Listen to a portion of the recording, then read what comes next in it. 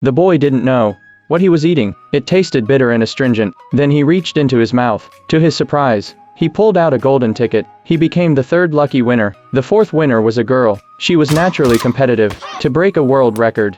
She had been chewing the same piece of gum for 3 whole months. Only one golden ticket remained. Charlie watched on TV, feeling disappointed. He grew up in a poor family. The only time he got to eat chocolate was on his birthday. His whole family of 7 squeezed into a tiny, run-down house. That day, Grandpa called Charlie into the room. He pulled out some money he had secretly saved for 70 years. He wanted Charlie to try again, but in the end, luck was still not on his side. That day, Charlie walked out of his house, feeling dejected, but just then, he found a $10 bill in the snow. Excited, he rushed to a store. He spent his last bit of money on a chocolate bar, and to everyone's surprise, he actually got the last golden ticket. A passerby immediately offered a high price to buy it from him. Luckily, the shopkeeper was kind-hearted. He told Charlie to take the ticket and hurry home. When Charlie got home, he shared the good news with his family, but just as they were celebrating, Charlie decided to give up the opportunity.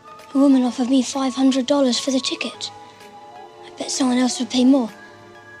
We need the money more than we need the chocolate.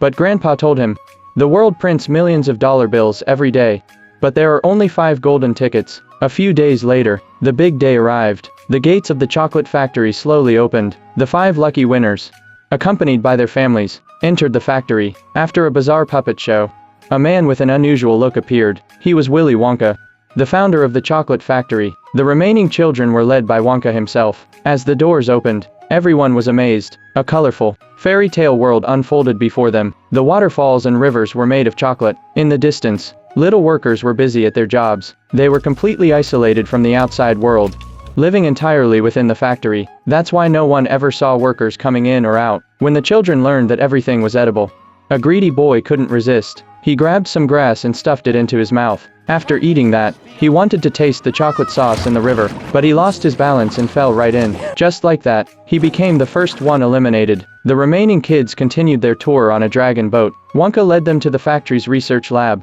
They arrived at a machine that produced a special piece of gum. One bite was equal to an entire 3-course meal. As soon as she heard it was gum, the competitive girl immediately popped it into her mouth.